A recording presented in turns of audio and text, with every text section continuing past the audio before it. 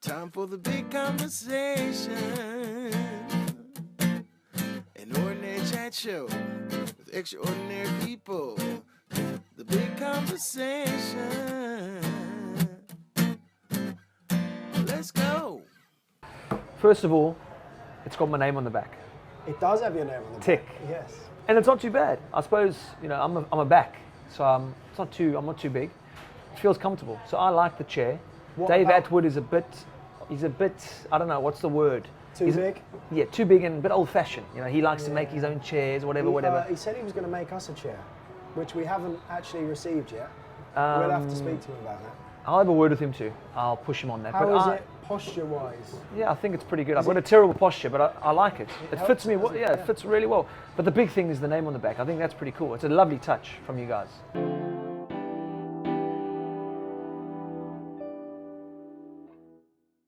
Welcome to the show, Jeff. Thank you. It's nice to have you here. Thanks.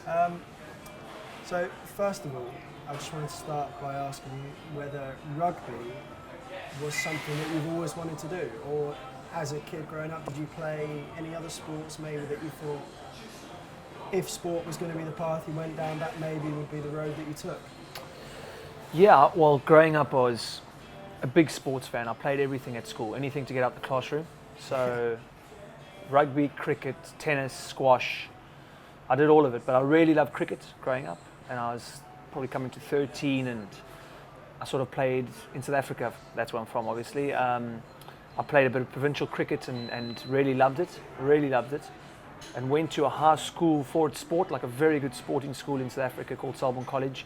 Yeah. And there's cricket and rugby was really, really top of the pops, and I loved my cricket until about the age of about 15, where I sort of started really loving rugby. I got a bit bigger, I grew a bit, so I started doing well in that, and I was probably getting better at playing rugby than I was at cricket.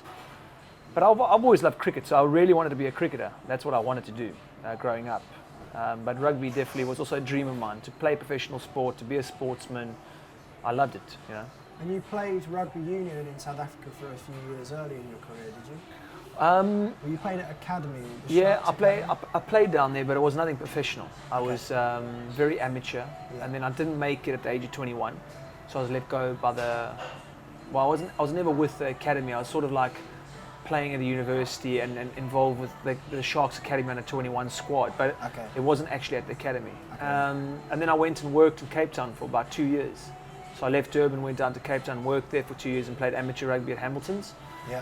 And I worked, so I was a working man, you know, 9 to 5, and then trained 3 times a week, bit of pocket money, cash, and then things changed a little bit when I met my girlfriend from Holland, and I wanted to go overseas, and I got a gig in France where I played in France at a Federal 1 side, which is also semi-professional, and then managed to get a trial with England Sevens through my dad emailing Ben Ryan, or the RFU, and then that was a real miracle, really. I laughed at him when he told me about it. I actually laughed. You just let him know that you could play for England. And I was like, what are you, they're not going to reply. And then Ben Ryan, being the man he is, said, let's take a punt on this kid, and I flew myself over to London and had a trial with England Sevens, and that was about 5 years ago. So that's all history now. And obviously, Sevens is a very different game to rugby union as a 15-on-15 game.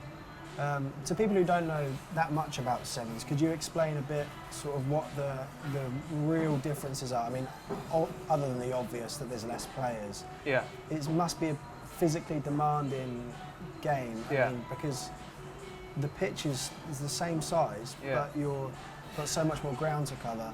Yeah, I do think the Sevens athlete is underrated in England, and that's just the way it is. You know, people don't give them the respect that they're due, I think. Well, no, that's what I believe. It's my belief. But sevens is it's a very demanding sport.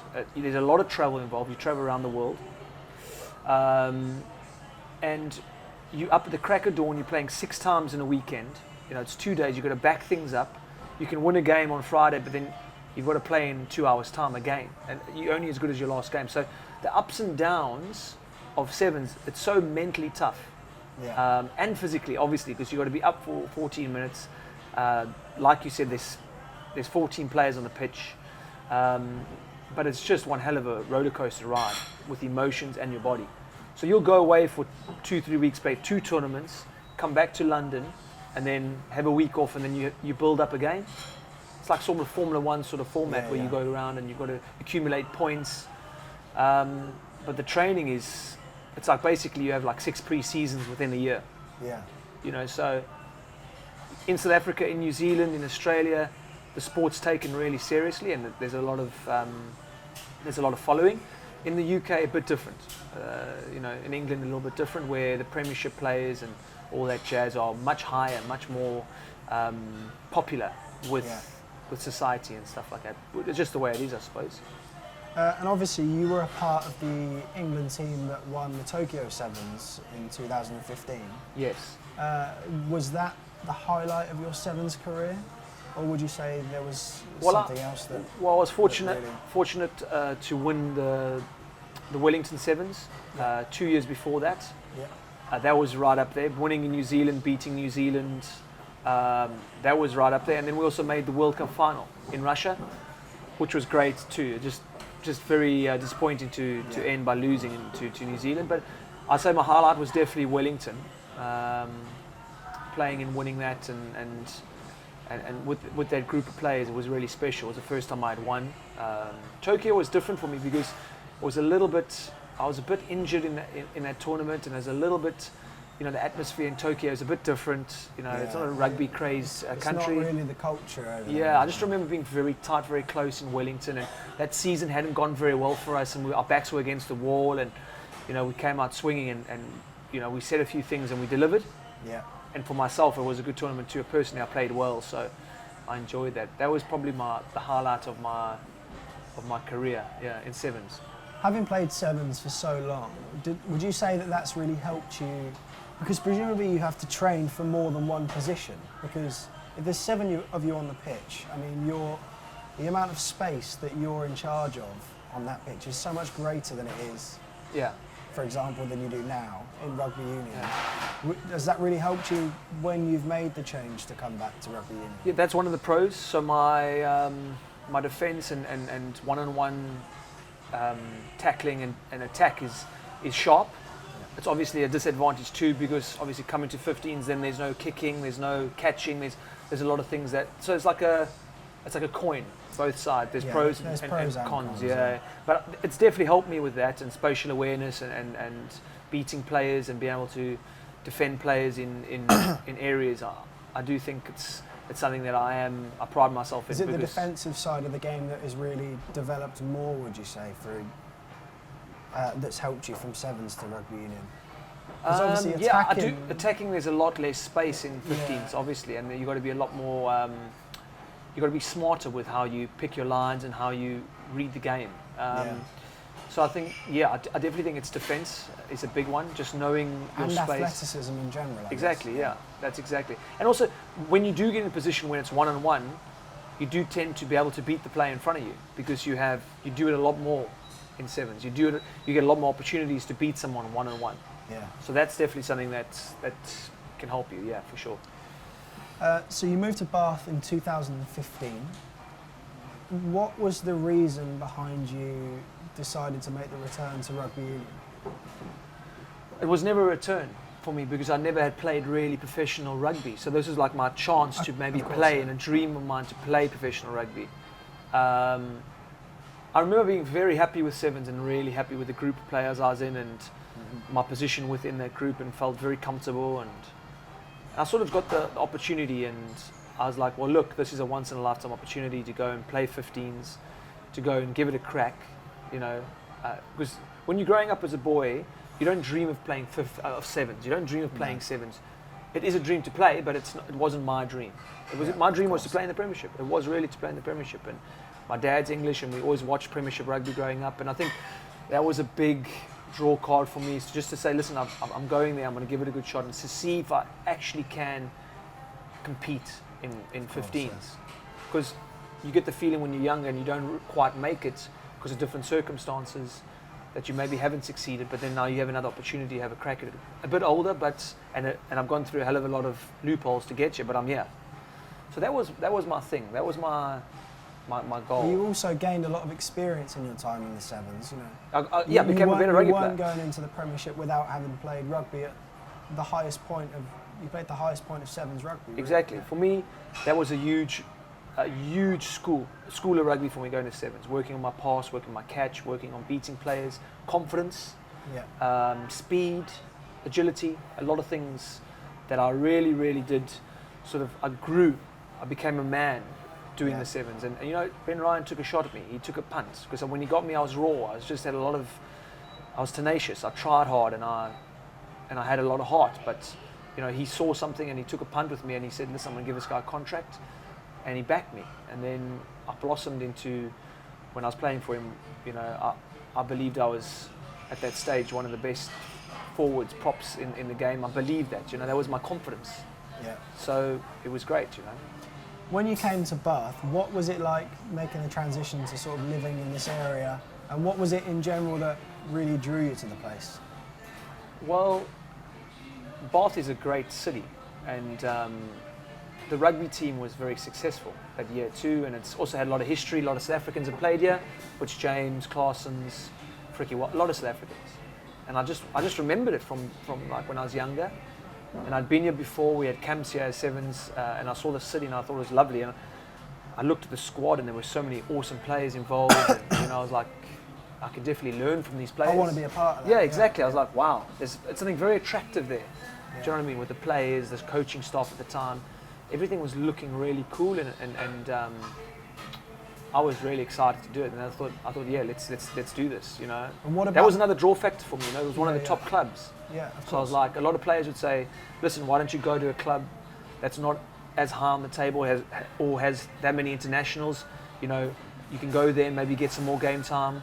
But I don't think I would have been attracted to go there. I think I would have stayed at sevens and said, well, listen, I'm loving my time here. It was the attraction that it was drew the me. offer that you wanted. Yes, and I always thought, well, you can go there and you can really learn from the best. You know, if you make it there, then you can make it anywhere. That's what I was thinking at the time. You know, it's 2 and a bit years ago. And what about the Rec as a place? Is that running out on the Rec for the first time must have been an incredible experience for you? I mean, you said your dream was to play Premiership rugby. That must have been. Yeah, it's special. It is special. Yeah. It's a very unique crowd, a very polite crowd, a very, I suppose it's part of the area where we're from. Yeah. It's, it was lovely. It was something I really wanted to do, and I'm happy I got the opportunity to do it. You know. Let's go off the pitch for now. Off the pitch, what does Jeff Williams like to get up to? Any hobbies or any pastimes that maybe are unusual or things that you really like to do? Well, yeah, I think there's a huge creative side to me that. So I like to express myself like that, and just rugby's you've got to be very disciplined. So you've got to be disciplined with your training, with your study of the game, the way you play, your recovery. And I'm just I'm quite liberal. There's such a contrast to that. Yeah.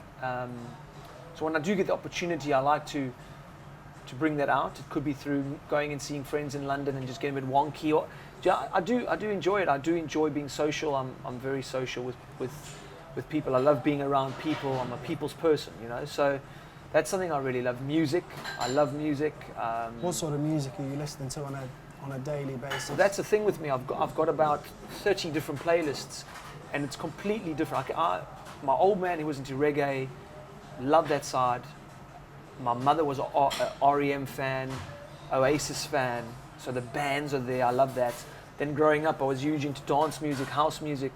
My friends and I, you know, we did some living when we were young, and obviously I wasn't a professional rugby player at the age of 19, 20, 21. So, you know, I did some partying, and I enjoyed the scene. I enjoyed the club scene. I enjoyed going out, looking good, feeling good. Rightly so. Yeah, exactly. And I enjoy that. I enjoy going to Notting Hill or to London, East London, and just feeling a vibe there you just get influenced on the street. You just get that creative vibe, and I think a huge part of me has that in it. So like I like that. It just you feel with rugby, if you don't know how to balance it out, you can get consumed with it.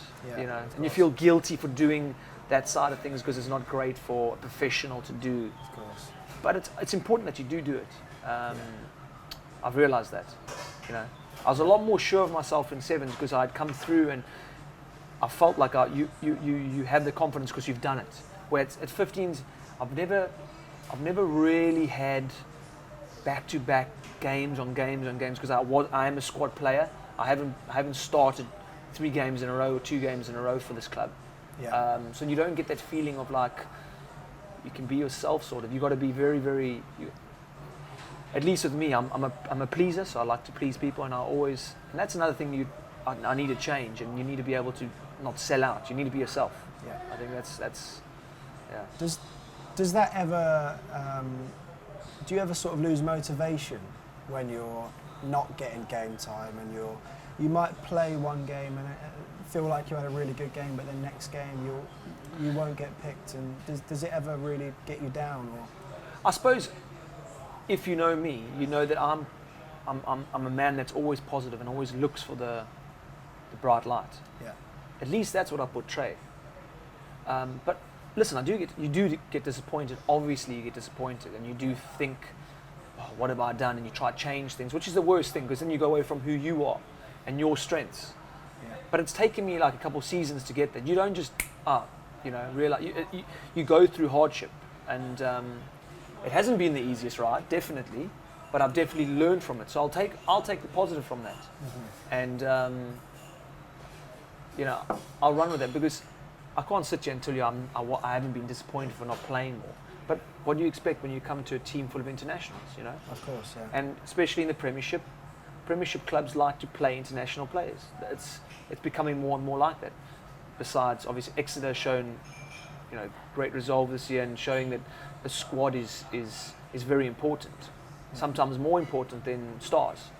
So that's interesting. Saracens do that well too. They pick a handful of stars and then they got a great academy system and they got great squad players that play. Yeah. Because it's all about, you got to. When you're in a squad of people, in a band of brothers, as you call it, you've got to make sure that within that squad, everyone is happy and feeling appreciated. Yeah, of course. Everything in life, you need to feel appreciated, don't you? You need to feel like you're contributing. Otherwise, guess what? Joe Soap's going to be hanging his head and not giving himself fully to the cause. Yeah. Yeah. So that's where I stand on that. Speaking of Exeter, what do you make of the season they've had? Clearly, they've done incredible things this year. Yeah. And do you think what they've done is a really good thing for Premiership rugby in general? Because there has, over the last couple of years, been a sort of divide between the top teams and the rest. But Exeter have really sort of just blown that away this season and shown everyone that it is possible. Yeah, they've shown that you don't need superstars to go and to win this competition. You need a strong squad. You need a strong leadership group, and I'm happy for them. Yeah. Because when you think about Exeter, you think those are a pack of dogs down there. Do you know what I mean? They've got a lot of pride in themselves, and you can just see that they love playing with each other and for each other. And their priorities are with Exeter. Yeah. That's who they want to play for. And you can see that. And who doesn't like watching people play with a bit of passion for something? And you can see that it's the best spectacle. Exactly. And from where they've come from and how they've gone through it, it's an absolute model of how you rebuild the club. I mean, I remember watching Exeter a few years ago in the Championship, and even then, I mean, watching them play, they were a unit and they played as a team, and that they've just how many guys are still in that squad? Loads. Yeah. And if they aren't starting, they're definitely playing. They'll get a game every now and then and stuff. They probably know when they're going to play or when they're going to have to contribute. Yeah. If it's not contribute on the pitch, I'm sure as hell they contribute. It's not just a 15-man squad. No, it's a lot deeper. It's the 50. Than that, yeah. It's a 50-man squad. Yeah. If you look at it, the guys that have left here have gone there and they're stars there. Ollie Devota, Ollie Woodburn, maybe cast aside by Bath or bigger clubs, other guys, and they go there and they contribute and they are successful. So it just shows you sometimes that unity and togetherness is definitely a strength. Outweighs superstars. Talent, superstar. Yeah. Away from rugby slightly, if you could spend 15 minutes with anyone, dead or alive, who would it be? First name that pops into the head. Interesting.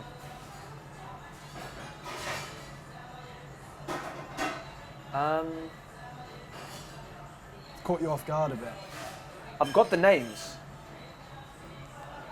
One is actually, I'm trying to think. One is,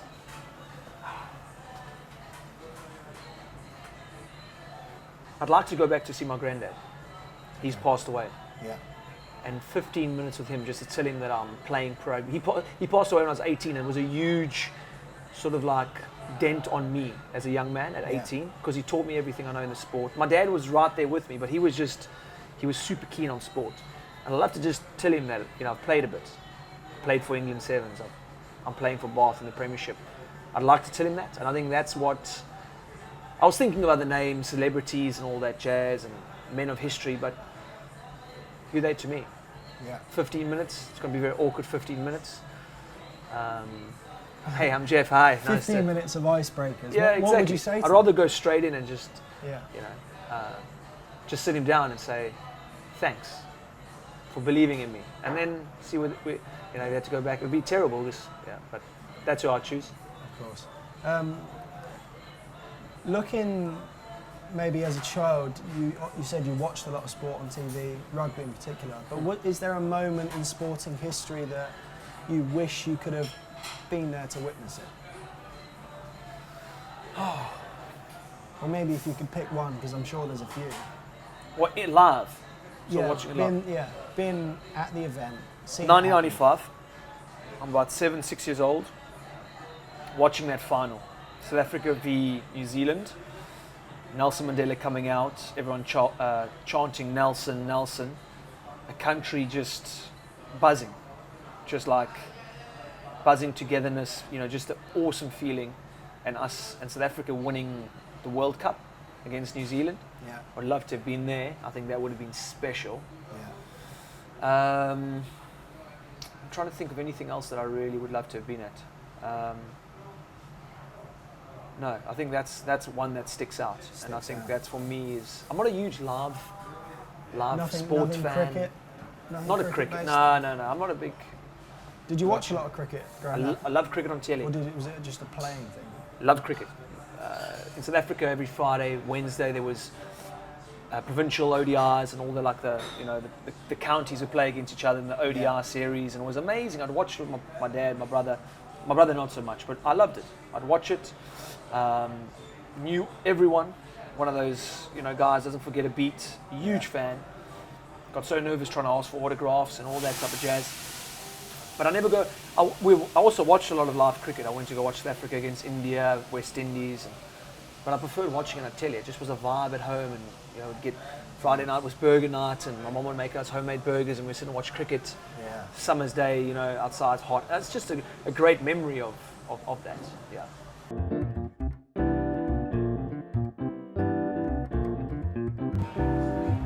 We all rock and roll, are we? Back on to Bath. Thoughts ahead of next season for yourself personally? I mean, you're recovering at the moment from an injury, but Yeah. when you do get back, do you have any sort of goals that you're going to set yourself for the next season?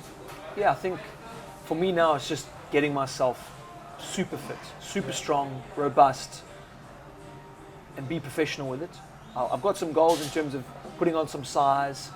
I felt like I've had a look at it, I've had a crack at it. Boom, I got injured. Now I can go back to the drawing board and replan and go back and attack. Reassess it. That's what I want to do. And I'm back in October around that time, and I want to be super fit, super strong, and super motivated. And I'm going to be motivated. Obviously, I'm already motivated. I want to prove to myself that I can do this.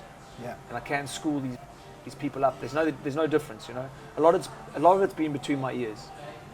Because you've come to a new place, a new club, and starting over, and then you get new coaches in. It's been very turbulent. A lot of changes within 2 years. Yeah, people come in, you work for that, and then that head coach goes, and then you start again. Do you understand? Yeah. And because you aren't a name, you don't have that flying. You've got to really start again. Yeah. And obviously, coaches come in, they want to bring their own players with them. You understand it, obviously. They've got their own ideas of how they want people to play. But then guess what? You're starting again at the bottom, and you've got to try and fit into how they want you to play. Yeah, of course. Yeah. And then you try to play like the way they want you to play, but then you forget who you are as a player. And I think I've done that. I forgot who my strengths, what I do well, and then I've gone away from that. So I've gone back to the drawing board. I've learned a lot more about 15s in terms of like analytical stuff and understanding the game more, because I'm intelligent. Was that the hardest thing for you when you transferred from the sevens, is learning actually just how to play I mean, physically you could play the game, but how tactically to play the game? Yes, tactically is a good word. It took me time to realise you've got to be tactical. It took me getting injured to realise that. You've got to actually do a bit of studying and actually understand lines and covering lines and being smart. You can be smart out on a 15s pitch, you know, and the smart players do well. And I think that's where I've learned a lot. I've learned a lot from that, and being able to do, working with the coaches and actually doing a bit of coaching myself, doing a little bit of analytical work in terms of analysing opposition. They've given me assignments and I've gone and done well at that. But doing that, I've learned. Yeah. Then I can see things for myself, and you start seeing. When I came in, I thought I'd just use my athleticism, you know, your size, your speed, but it's more than that, which is good. You know, it makes the game a lot more. There's a whole new game out there that I'm quite keen to throw myself in and see how. Still exploring it. Yeah, of course. yeah, exactly. And obviously 2017, you've been injured for a period of it. Yeah. But do you think personally and overall, looking at English rugby, 2017 has been a good year or a great year, or maybe not such a good year? For the whole of England rugby? I mean, the Premiership, Okay. I think in particular has had a great year with Exeter winning. I think that's done wonders for the league and for the supporters of it in general. Yeah, I think in whole England rugby is very powerful. Eddie's done a great job with the national team. The Premiership's very strong. I mean, you look at most teams, most of them have got top world-class players all over the place, and it's a tough competition. So I think England's in a very strong position going into 2019. Oh, it was 2018. 18 World Cup? 19. 19. Yeah, 2019, the World Cup there. So I think they're going into, it's going to be a really strong system, a really strong competitive competition. It's going in the right direction. I think that's everything. Brilliant. Perfect. Thanks for being here. Thanks for having me, Cheers. mate. Yeah.